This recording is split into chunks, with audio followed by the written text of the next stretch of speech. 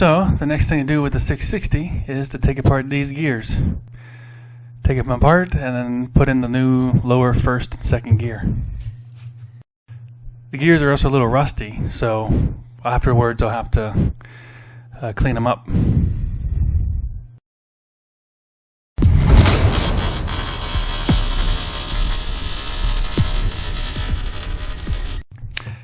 So unfortunately my video camera didn't pick up any audio, so I'm just doing a voiceover for this one. Basically, just going to take these gears and put them in the vise, and what I'm going to do is lay them out. So I have to take them apart, I'm going to lay them out in order on the desk, because I plan on putting them back together immediately as I clean them. So that way I'll just be able to have them in order and know what goes where. And I put them in the vise, and I wrap the shaft around a cloth, and then I only put it on very lightly so that it doesn't damage the shaft. There's actually a mixture of different clips on these things.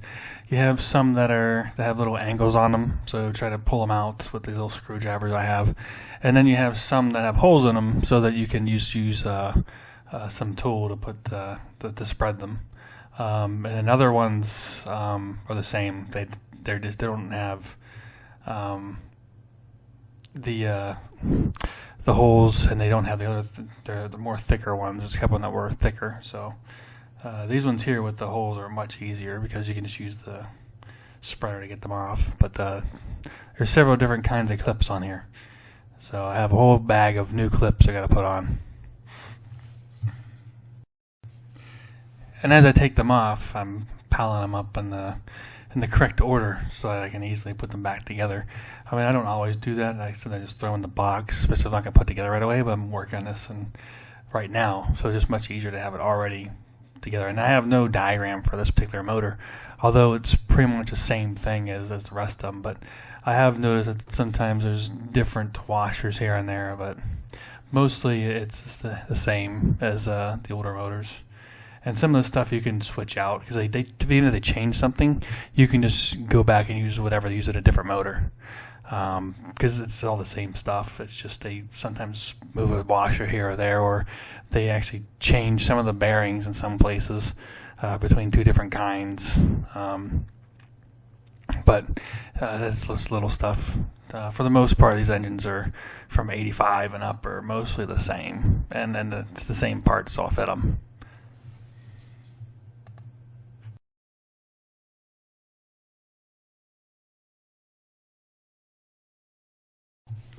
So now I have one side apart. As you can see, I've lined them up.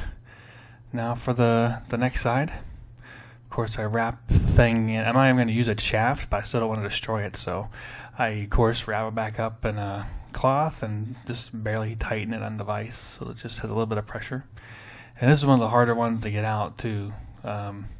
It's deep in there. It just takes some struggle to get that thing out of there.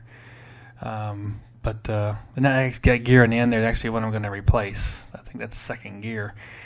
I'm replacing that one and then the first one, or the shaft itself, which has first gear on it. So that was even being replaced, so I don't have to clean that one up. I don't got to clean the shaft up either because I got a new shaft.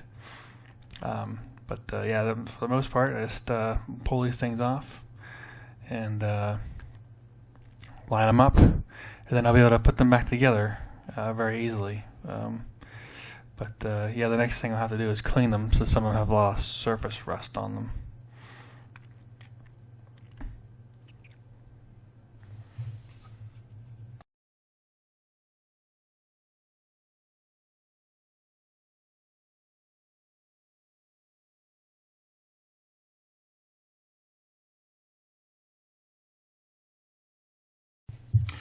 Yeah, this one was another hard one to get off. Took a little bit to get this thicker one off. It's in the back on the last it's just on the very last, well, the last gear that I can take off of this shaft. Took a little bit to get that one off, but eventually I was able to get that thing off.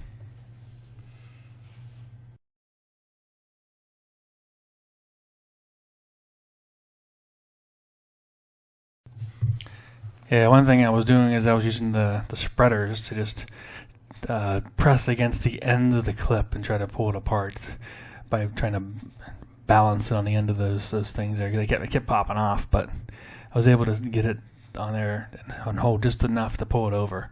So I just put pressure on it with my fingers forward, and then I try to spread it with that. And as soon as it would spread forward, then I just pull it, and it came out of that groove. Because there's 2 grooves on this thing. So when I started taking it off, I got stuck in the first groove, and I got stuck in the second groove. But yeah, just using that clip and just pulling it forward, I was able to get past that. Of course, I had to do it a second time as well here. I got stuck on the last end. So the spreaders came in to just barely pop it off.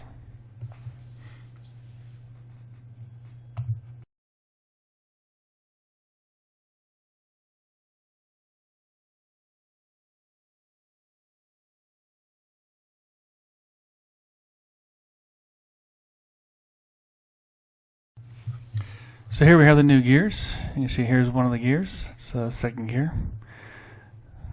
So yeah, just have brand new gears. Just place first and second gear. That's 3 loose gears. That's you can see it's a little bit bigger than the original. That's the first gear for the output shaft. Then we have the second gear for the main shaft. And of course we have a first gear, much smaller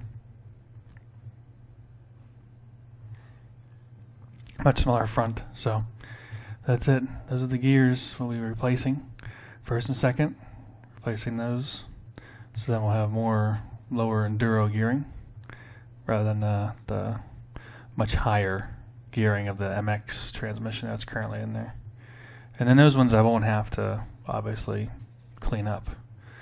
And then of course I have the new washers and bearings and things like that need to go on to the there's even some new inner races as well for these needle bearings for the transmission.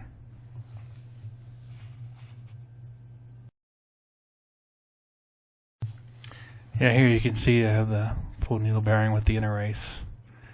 So we're replacing all the transmission bearings. I mean, this thing was sitting in the mud, so place all these to clean them up. Then I build it with the transmission back together once that's done.